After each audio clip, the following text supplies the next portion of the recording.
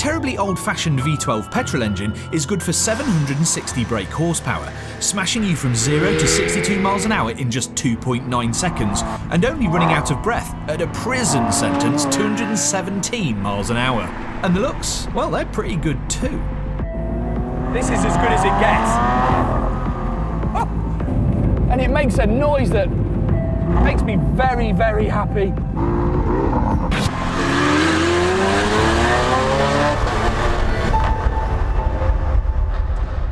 However, there are a few manufacturers out there that see things slightly differently.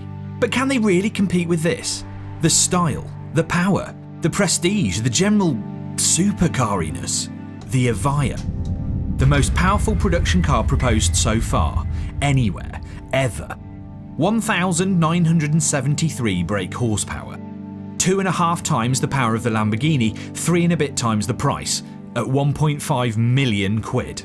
And yet, it's pure electric. Whoa! Have you seen this? That is properly special. Looks like a spaceship.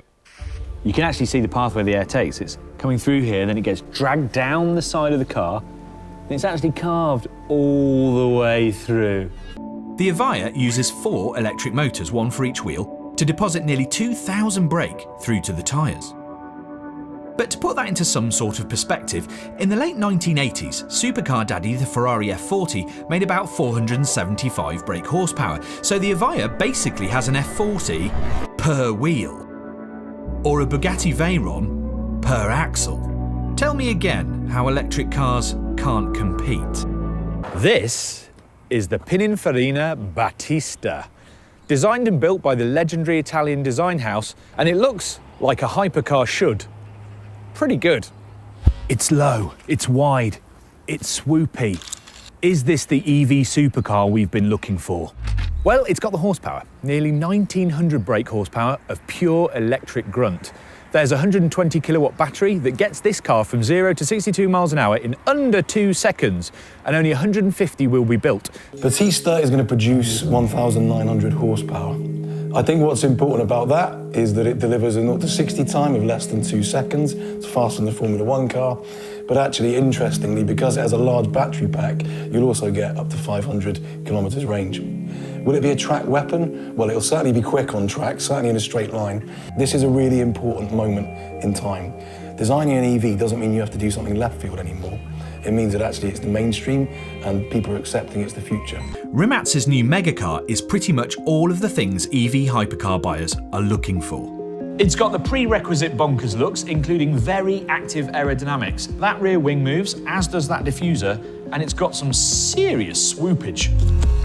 Weird doors, it's a tick from me. There's a ridiculous number of horses wedged into the drivetrain, 1,887 of them, and 1,696 pound-feet of torque, which is a lot. And a lot should manage 0 to 62 miles an hour in 1.97 seconds, 0 to 100 in 4.3, and a 258 mile an hour top speed. But where the other EV supercars we've looked at concentrated on style and speed, with the Rimac, that offers quite a bit more. If you're a lazy billionaire, the C2 has been touted as being capable of level 4 autonomy. The car uses facial recognition instead of a key. It will also read your moods. If you're getting a bit road ragey, the car will soften its ride. They aren't defined by an engine or gearbox, so they have to be created in their experience, their dynamic responses. We're not witnessing the death of the traditional supercar at all. Just the birth of something completely new.